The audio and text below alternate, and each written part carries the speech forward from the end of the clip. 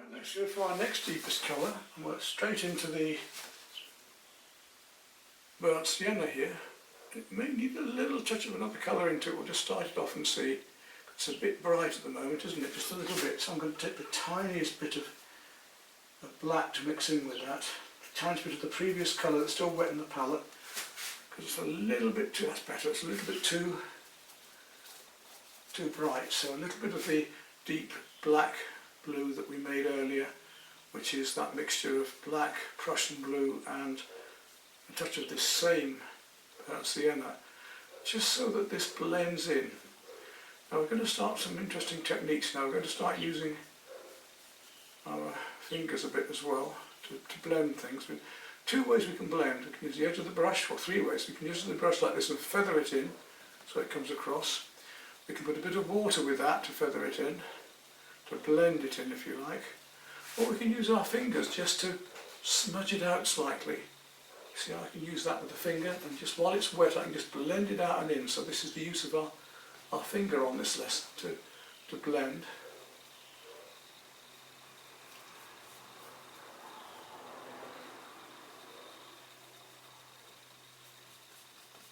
Right down through here, and I say while it's wet, just blend in that edge. Make sure your paint is thick enough. We don't want white canvas showing through that. So if it needs a second coat, give it a second coat, but don't have any white canvas showing there. And then blending in with that finger here, or you can use a bit of water and blend with that. But you see the finger does the job, doesn't it?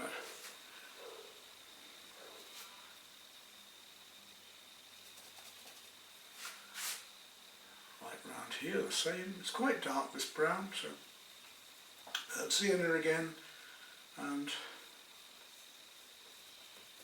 a little touch of the previous black you mixed, the dark you mixed.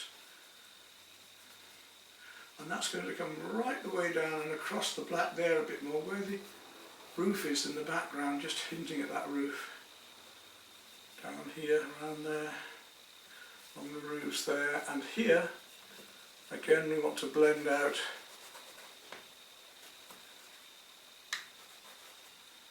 that in there. We get a soft edge of the effect of light coming out from that.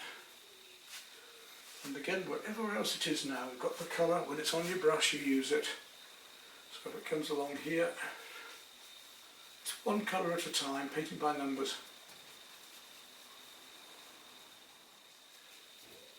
Even over here a little bit, just where it's coming through, and then we're going to softly blend that through into there.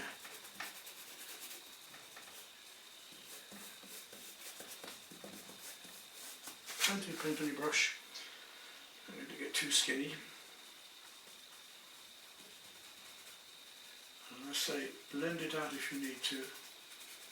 The brush marks and so on. Quick as this. Making the marks about what is. I'm not trying to copy it exactly. Let that water come down into there. This little marks with the edge of the brush to let it reflect down through there. If that's not dark enough, mix it again. Pure, good, strong colour. If it goes lighter because the canvas is sinking and lightening up, well then we've got to get in there and give it a second coat. And the black, which the texture back in later. Let's just do the basics, fill in the basics first and enjoy. Watch where it is now, wherever it is, we're going to put it in. So if it's over here, we're going to put it in over here. More purple there as well yet, so just get this basic brown in where it is, right the way through there, because I can bring other colours over the top later. Just through to here. Anywhere else? Yes, there's some brown up in there. The colours on your brush, you use it wherever it is. So that's our step 2, our stage 2, where we've built up these browns. Right, our next colour up is going to be the sort of yellow ochre colour, which has a little bit of the brown in it. So again, still got that in our palette. I take some yellow ochre now and mix that in with that same colour we've just been using. It'll go down from being a very bright yellow to a darker yellow like this. A very slight greeny tint to it. There we go. Wherever you see this colour now, down that bit there even. And there's even a little bit of it back here. There's a palm tree, so use the edge of your brush, look, and we'll just make a starfish. Just tickle every brush and come out like a starfish. Where else is this colour? It's coming through here. And we can start to paint out some of the white because we can put one colour over another, so I'm not too worried about being too neat here now. I'm going to bring this colour through here. And that also comes down there, just into the edge of the water, right through to there. Where else? Along the top of this cabin here. So this is the yellow ochre and a wee touch of that black we made earlier. We're using with the brown, just to take it down a tad. You like that word, don't you? Tad. It's like Tadcaster. It's like sort of Devon or something down there. It's a lovely sort of old English type word. So I'm going over the white I left there now, and also I'm going to go just over the edges here with a line down each side, and then just feather that into the edges like this. Down here, down the edge of this mast here as well, a little bit more water on it just to make it flow, because I've got to get a thin, nice thin mark with this, and I want to get that whole mast painted, and I'm going to put light over that later. Let's just get this whole mast in, and this colour as a background, as a basic colour, as a ground if you like, there. And it's also coming down here, again, thin brush, use the edge of the brush. If you can't do it with this brush, then use a smaller brush, it doesn't matter. You use whatever you feel you're comfortable with. I can just do it with this one, I think, and I can work in and over it again later.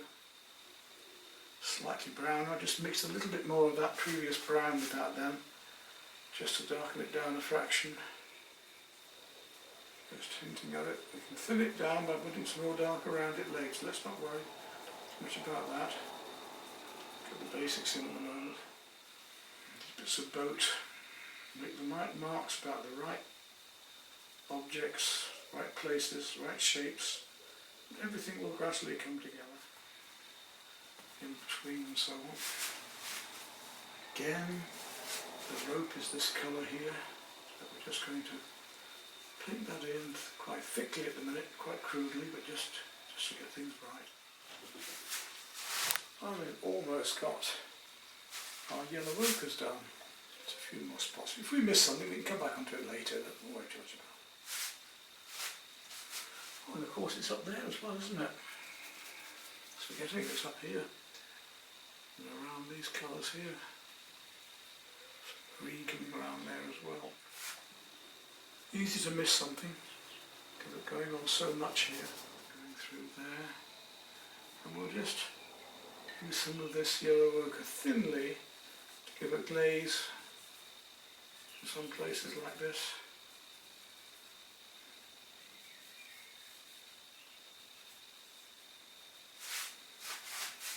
Right, that's our stage 3 done. 1, 2, 3.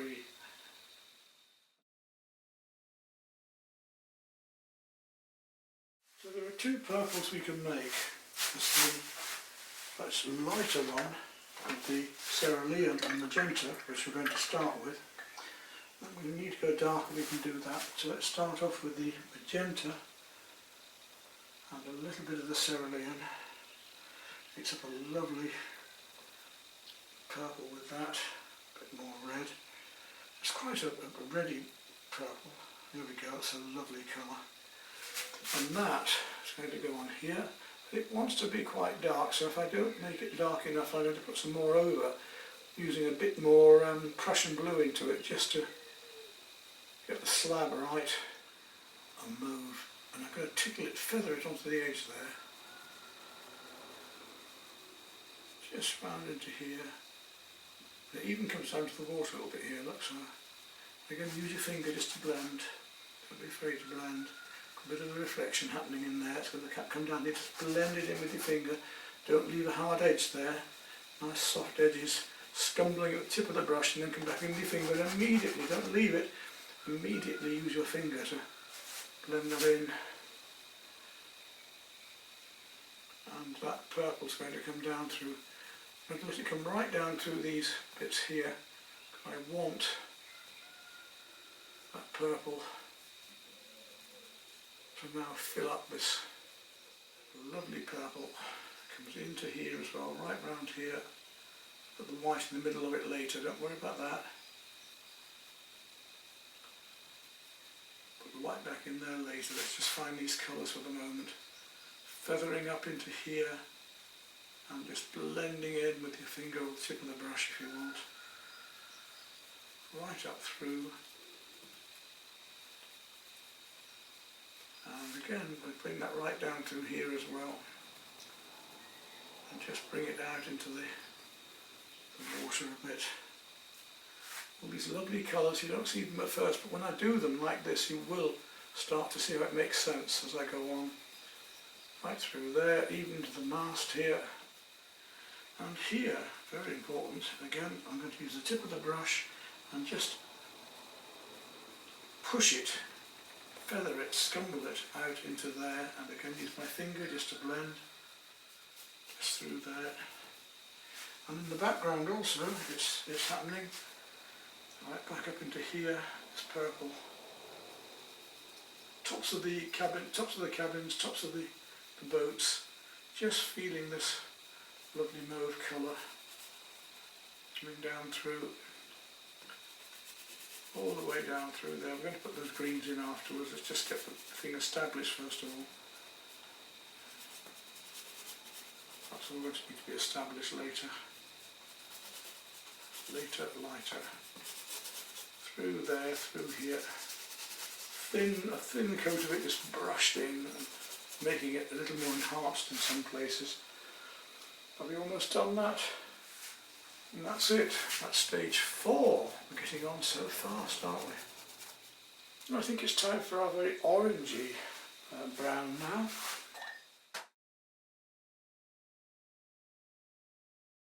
Now we'll do this very light yellow grey next. How are we going to make that?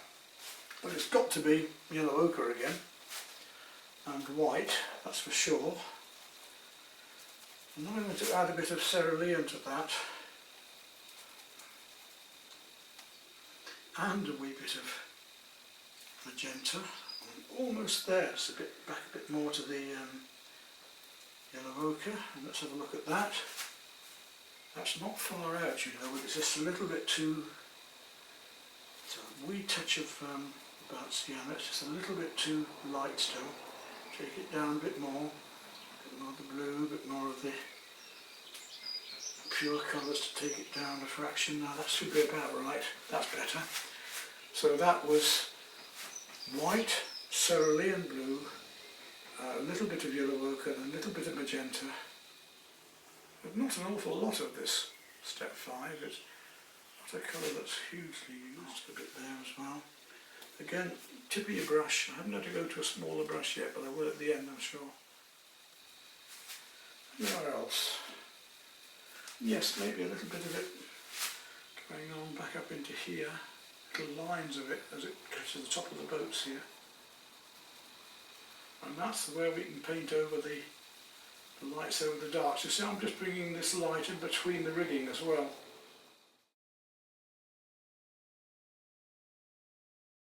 Okay, I want a more golden orange now, so I'm going to take my processed yellow and to that add a bit of the magenta. Should get a lovely orange warm. Let's try some of that over here. Yeah, look at that. It's almost too warm, but we'll give it a go and we'll soften it down again, can't we?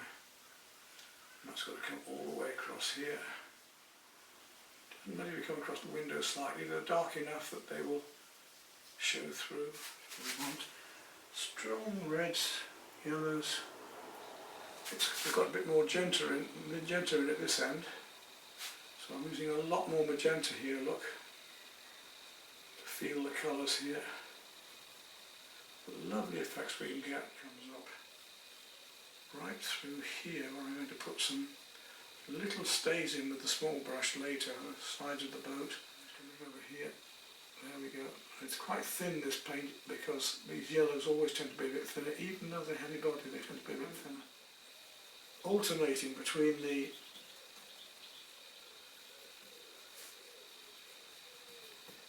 magenta pink and yellow. If you do it over the white, you're going to get a nice light colour there, otherwise you might have to put some white with the mix to get it right as this goes on. That same lovely colour going on and around the lights here. Haven't done the green yet, which we're going to do in a moment, and that will bring everything out here as well.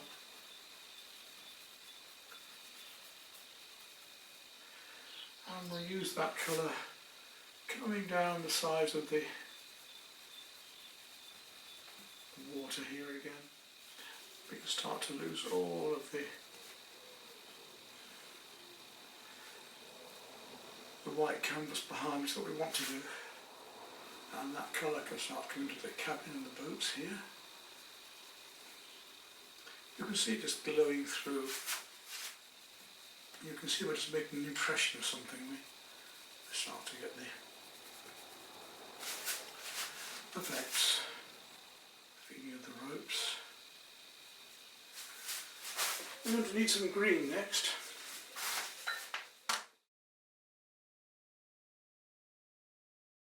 Can you remember how to make the green? Well, we've got two greens, haven't we? We had the lighter yellow, processed yellow, and the cerulean, and we also had the Prussian and that, or the Prussian and the processed yellow. We've got so many ways we can go. I'm going to start with the cerulean, and yes, look at that now. It wants to be a bit deeper, so more cerulean into it, more blue into it, and a wee touch of the Prussian blue to take it down. So look at that, now that's getting more there. It's a bit warmer, so we'll take a little touch of burnt sienna. Just add that to it, so give it a little bit, just balance out the yellow and that until you get what you're after. Just that nice warm green look like that, nice deep. Add more Prussian, we get a deeper bluey green. That's what we're getting now.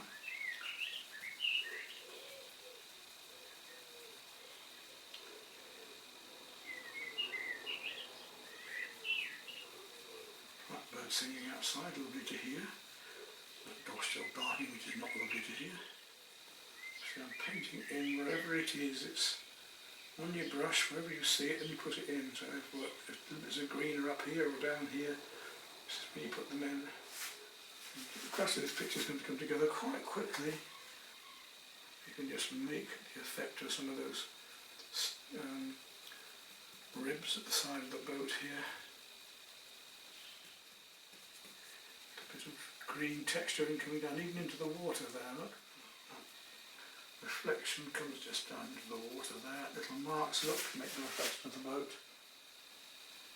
And again, we can use our fingers to smudge if we need, like this, to bring it in. And then make it thicker where it needs to be thicker. Get more than one coat if you need to, because it needs to be a bit thicker just here. Right round there. And if it's not going to work, I'm going to mix a bit of white with it in a minute and bring the white back in.